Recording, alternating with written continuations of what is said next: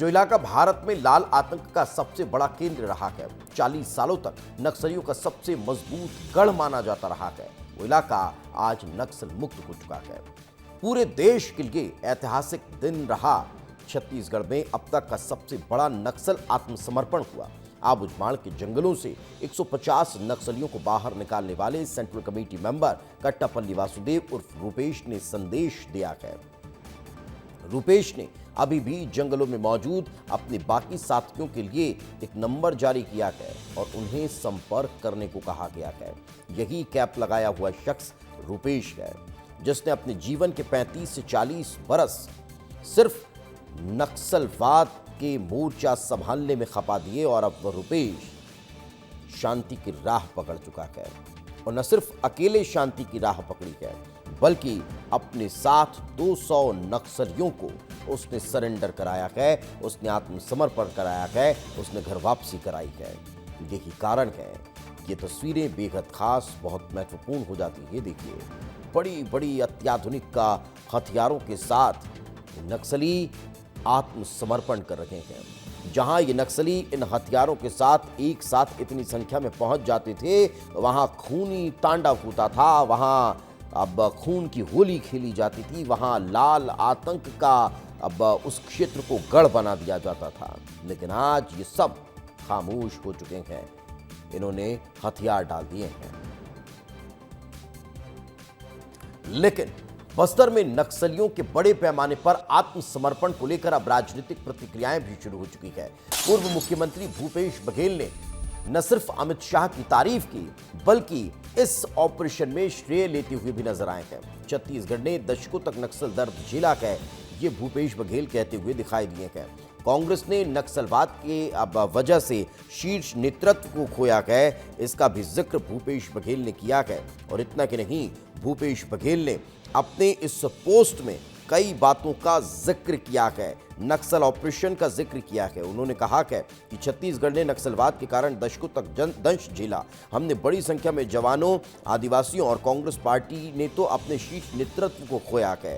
प्रदेश में 1.5 दशक रही बीजेपी की सरकार माओवाद के विरुद्ध लड़ाई को लेकर इच्छा शून्य रही थी। इसका बयान तो सुरक्षा सलाहकार केपीएस गिल भी दे चुके हैं। इस बात का जिक्र भी भूपेश बघेल ने किया है। इतना ही नहीं, उन्होंने आगे क्या लिखा है, 2018 में हमारी सरकार आने के बाद पहली बार नक्सल उन्मूलन नीति बनाई गई, बड़ी संख्या में कैंप खोले गए, सड़कें बनी, स्कूल की अब घंटियां गूंजी और हमने नक्सलियों की मान में घुसकर उन्हें चुनौती दी। यानी भूपेश बघेल अपनी सरकार के दौरान नक्सलियों के खिलाफ लिए गए फैसलों को बताते हुए श्रेय लेने की कोशिश कर रहे हैं कि ये जो ऑपरेशन हुआ है, ये जो सरेंडर हुआ है, उसमें हमारी बड़ी भूमिका है।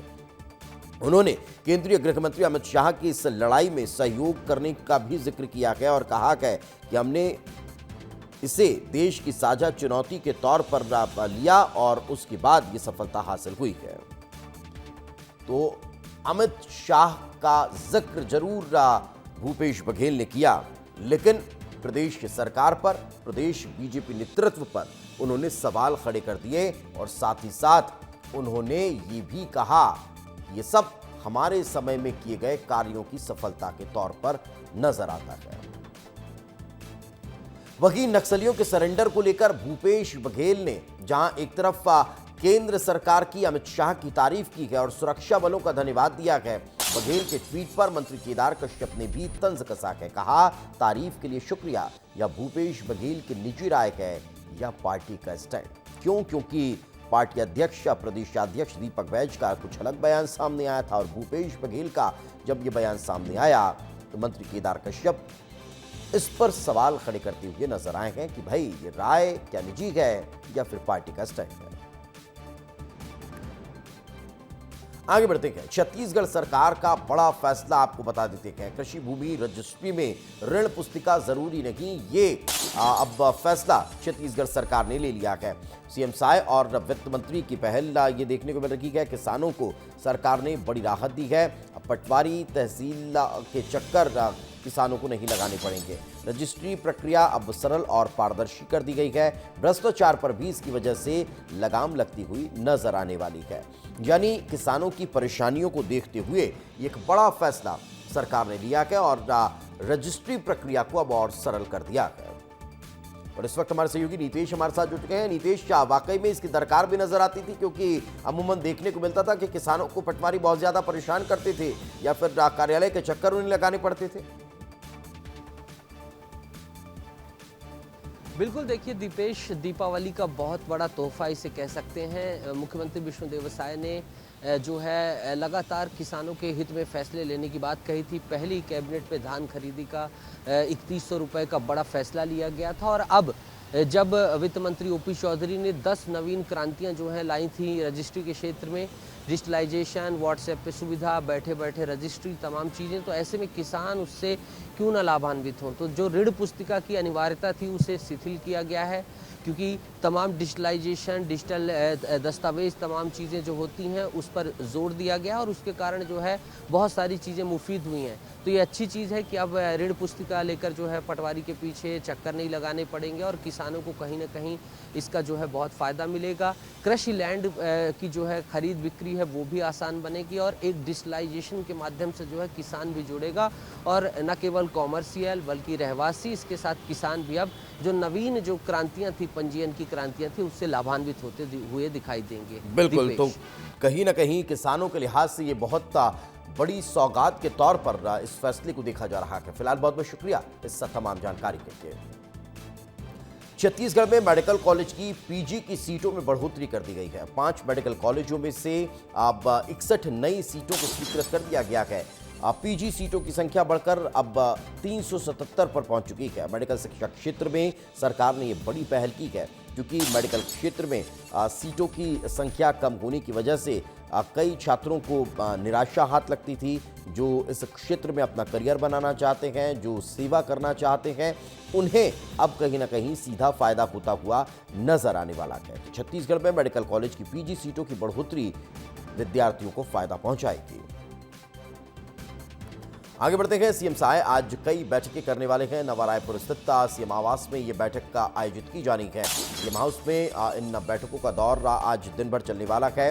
प्रदेश के विकास के लिहाज से, प्रदेश में कानून व्यवस्था के लिहाज से और आने वाले त्योहारों को लिहाज से भी ये बैठक बहुत मायने रखती है और यही कारण है कि सीएम आवास में अधिकारियों के साथ आज मंथन करते हुए मुख्यमंत्री साय नजर आएंगे। आगे बढ़ते हैं। सक्ती में एसीबी ने बड़ी कार्रवाई को अंजाम दिया है।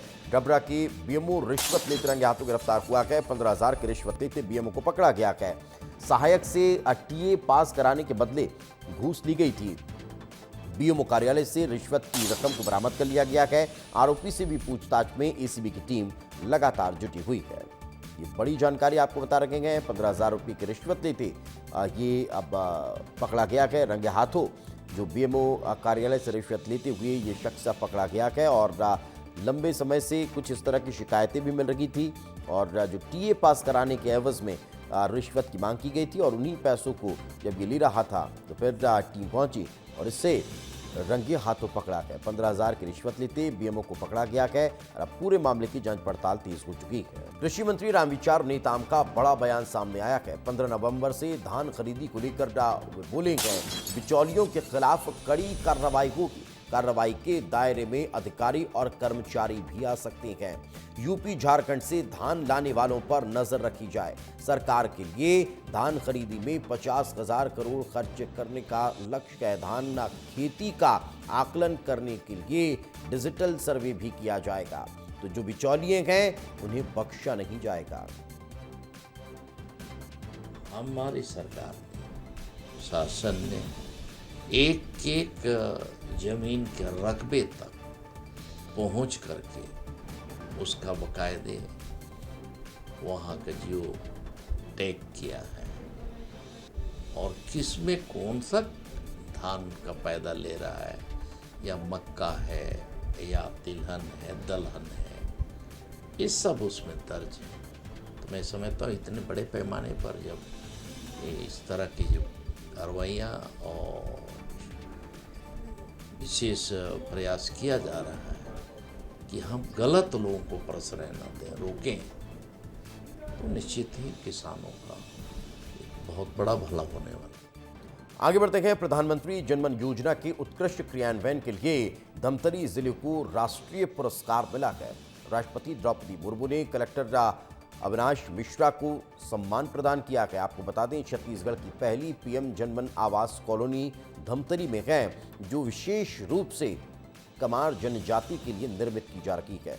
पीएम जनमन योजना की तारीफ मुख्यमंत्री विष्णुदेव साय ने भी कलेक्टर कॉन्फ्रेंस के दौरान की थी और कहा था कि धमतरी मॉडल अन्य जिलों के लिए प्रेरणा स्रोत है।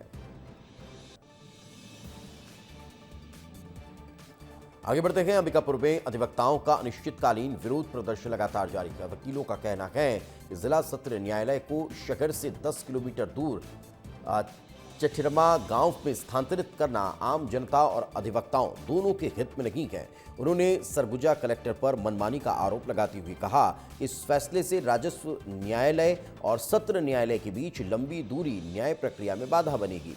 अधिवक्ताओं ने स्पष्ट किया है कि जब तक आदेश वापस नहीं लिया जाता, उनका आंदोलन जारी रहेगा। अब नजरें जिला प्रशासन के अगले कदम पर टिकी हुई है। ये मनमाने तरीके बिना किसी अधिवक्ता संघ के सदस्यों को अपने वो में लिए विश्वास में लेते हुए इनके द्वारा इस प्रकार का मनमानी तरीके से जो किया गया उसका हम लोग विरोध कर रहे हैं। और हम लोग ये चाहते हैं कि हमारा जिला न्यायालय का भवन वर्तमान न्यायालय परिसर है वहाँ बने, क्योंकि यहाँ आवंटित हो चुकी है ऑलरेडी जो कर्मचारियों का रहने का जगह है, और इससे लगा हुआ जो भूमि है वो कुल मिला के पर्याप्त भूमि है जिसमें न्यायालय परिसर बनाया जा सकता है, उसका निर्माण किया जा सकता है।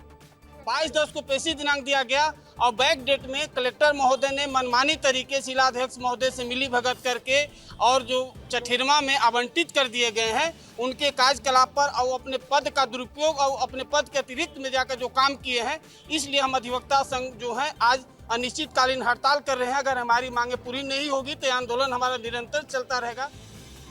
अप्रैल 2025 में कमिश्नर महोदय के द्वारा दिया गया है और ये गुलाब कॉलोनी में कलेक्ट्रेट के कई कर्मचारी, सिविल कोर्ट के कई कर्मचारी कब्जे में विगत कई वर्षों से कमिश्नर के आदेश का पालन नहीं कर रहे हैं और इनको खाली कराए बिना कोई काम नहीं होगा। लेकिन ये चाहते हैं कि हमारा गुलाब कॉलोनी में इनका कब्जा बना रहे।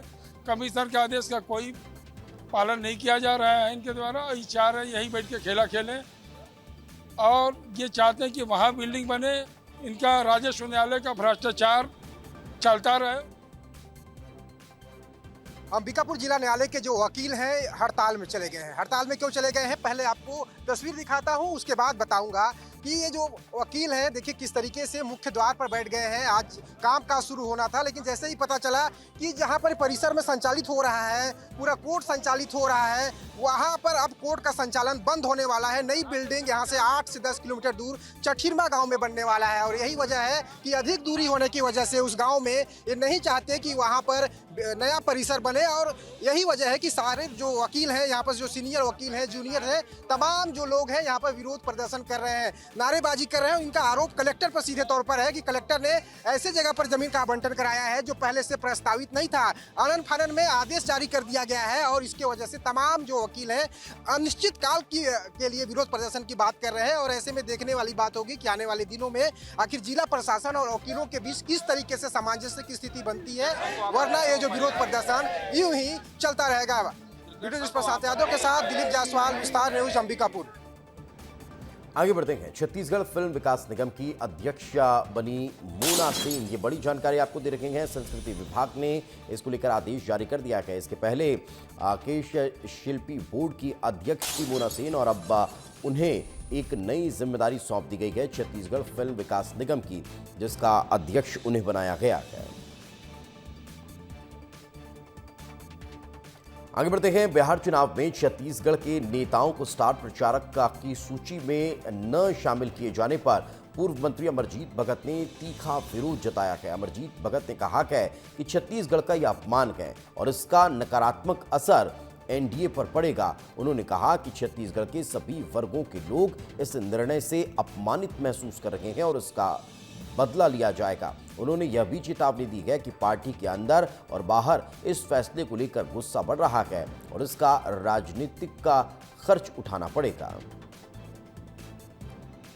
देखिए, ये तो छत्तीसगढ़ का अपमान है और बिहार सरकार ने, वहाँ की भारतीय जनता पार्टी और एनडीए ने जिस प्रकार से छत्तीसगढ़ के मुख्यमंत्री का नाम स्टार प्रचारक की सूची में नहीं रखना, एक तरह से छत्तीसगढ़ का अपमान है और ये अपमान उनको भारी पड़ेगा। इसका बदला हम सब लोग लेंगे।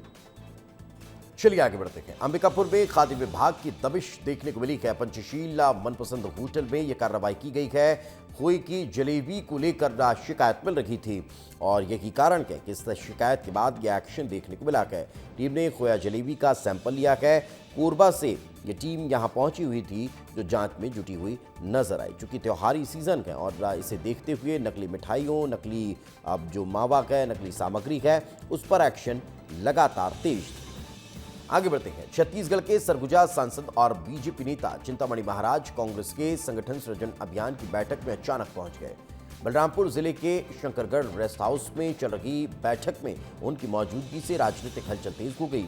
बताया जा रहा है कि सांसद शंकरगढ़ में एक फुटबॉल मैच में शामिल होने के लिए पहुंचे थे। इसी दौरान कांग्रेस बैठक स्थल पर भी पहुंच गए और कार्यकर्ताओं से मुलाकात की। इस दौरान का वीडियो सोशल मीडिया पर वायरल हो रहा है। गौरतलब है कि चिंतामणि महाराज पूर्व में कांग्रेस से विधायक रह चुके हैं, जिससे कांग्रेस कार्यकर्ताओं से उनकी अच्छी जान पहचान है और उनका अचानक से पहुंचना चर्चा का विषय बना हुआ है। दीपावली रोशनी और उल्लास का त्योहार है, जिसे देश भर में 20 अक्टूबर को मनाया जाएगा। लेकिन छत्तीसगढ़ के धमतरी जिले का सेमरा गांव इस परंपरा से अलग है। यहां दीपावली एक हफ्ते पहले ही मना ली जाती है और इसके पीछे है सदियों पुरानी एक आस्था, एक मान्यता और एक आदेश, जिसे आज भी पूरी श्रद्धा के साथ निभाया जा रहा है।